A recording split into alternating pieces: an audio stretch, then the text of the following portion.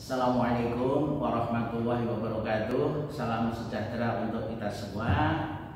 Perkenalkan, nama saya Bambang Falis. Saya akan menjelaskan peragaan praktikum, yaitu tentang koefisien restitusi tumbukan. Tujuan dari percobaan ini adalah menentukan nilai koefisien restitusi tumbukan antara bola dengan lantai atau dengan dudukan yang menggunakan bahan yang berbeda-beda, yaitu ada bola yang bahannya ini terbuat dari keramik, kemudian yang ini adalah bola yang terbuat dari kaca, kemudian yang ini adalah bola yang terbuat dari karet, sedangkan yang keempat adalah bola yang terbuat dari stainless steel.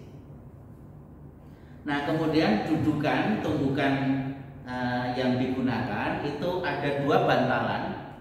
Bantalan yang di sebelah kanan itu adalah bantalan yang terbuat dari baja, sedangkan yang di sebelah kiri adalah bantalan yang terbuat dari karet keras. Nah, kemudian untuk mengukur ketinggian ini telah diberikan selubung. Selubung ini atau kotak ini ada skalanya untuk mengukur berapa ketinggian dari bola ketika dipantulkan, dijatuhkan dari ketinggian 50 cm. Nah, secara teori itu dapat dijelaskan sebagai berikut. Kalau misalnya persamaan umum dari koefisien restitusi itu seperti tertulis pada caption berikut ini. E itu adalah nilai dari koefisien restitusi sama dengan minus V1 aksen minus V2 aksen per V1 minus V2, di mana V1 adalah kecepatan benda 1 sebelum tumbukan, V2 adalah kecepatan benda 2 sebelum tumbukan, V1 aksen adalah kecepatan benda 1 sesudah tumbukan, dan V2 aksen adalah kecepatan benda 2 setelah tumbukan. Nah, nilai dari koefisien restitusi itu secara teori terletak antara 0 dan 1.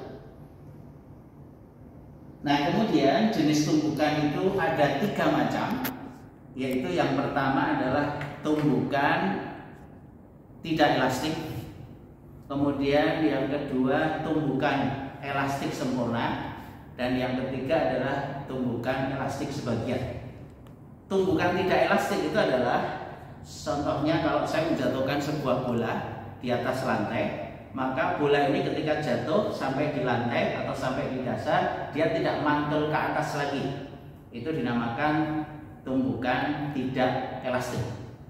Nah, jadi kalau misalnya ini saya jatuhkan di atas lantai, nah kalau misalnya bola ini begitu jatuh sampai di dasar diam, tidak mantul sama sekali, itu tumbukannya dinamakan tumbukan tidak elastik. Nah, sedangkan kalau tumbukan elastik sempurna atau tumbukan elastik saja, maka kalau kita jatuhkan bola dari ketinggian tertentu, maka dia akan mantul ke atas lagi, terpantul dengan ketinggian yang sama dengan ketinggian ketika dijatuhkan. Nah, sedangkan yang ketiga adalah jenis tumbukan elastik sebagian, yaitu kalau dijatuhkan dari ketinggian tertentu, dia akan mantul ke atas, tetapi ketinggiannya lebih rendah dari ketinggian ketika dijatuhkan. Nah, ini saya perlihatkan pemirsa beberapa bahan. Ini adalah bola, yang ini bola pejal, ini bola berlubang. Kita jatuhkan di atas lantai, dia akan mantul lagi ke atas. Kalau mantul ke atasnya lebih rendah dari ketika dijatuhkan, maka jenis tumbukannya tadi elastik sebagian. Ini contoh yang lain, ya. Ini juga kalau kita jatuhkan. Nah, jadi kebanyakan jenis tumbukan yang banyak terjadi adalah jenis tumbukan yang elastik sebagian. Nah, sementara tumbukan elastik sempurna itu jarang terjadi atau tidak mungkin terjadi secara alami. Kenapa? Karena kalau saya menjatuhkan bola seperti ini, misalnya dari ketinggian 50 cm jatuh, mantul ke atas 50 cm lagi, jatuh lagi, mantul ke atas 50 cm lagi. Demikian seterusnya, karena tidak ada energi kinetik yang hilang, berarti sampai nanti sore itu ketinggiannya tetap 50 cm, kan tidak mungkin. Jadi pasti ada energi yang hilang berubah bentuk ke energi lain, bisa menjadi gesekan, bisa redaman, dan lain-lain. Nah, sehingga yang banyak terjadi adalah jenis tumbukan yang elastik sebagian.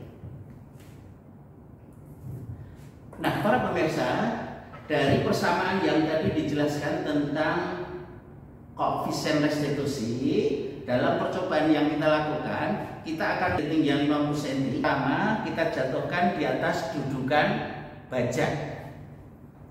Kemudian ketika dia mantul ke atas kembali, kita ukur berapa ketinggiannya. Nah, itu nilai koefisien restitusinya menggunakan persamaan di sebelah kanan dari persamaan dasar ini.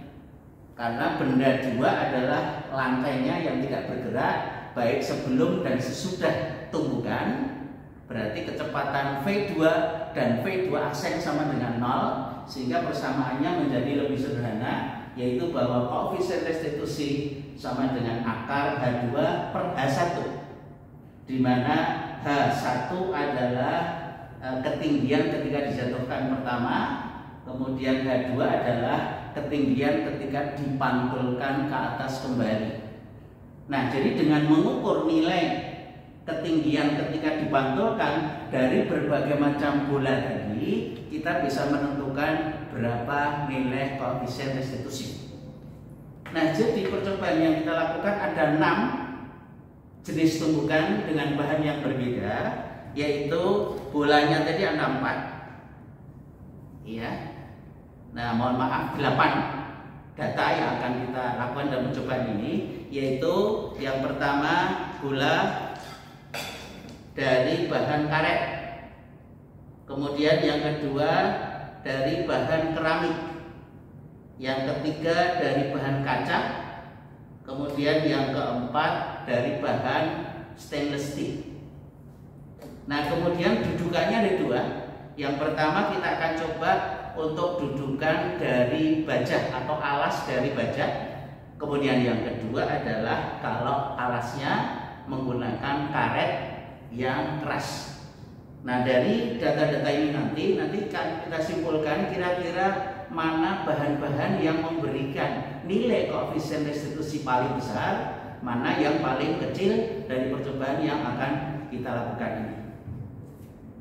Baiklah para pemirsa, saya akan berikan beberapa contoh di dalam praktikumnya. Ini sudah ada stopper di bagian atas. Bola kita letakkan di atas dudukan. Ini ada tombol untuk melepaskan bola. Jadi posisi H1 sama dengan 50 cm.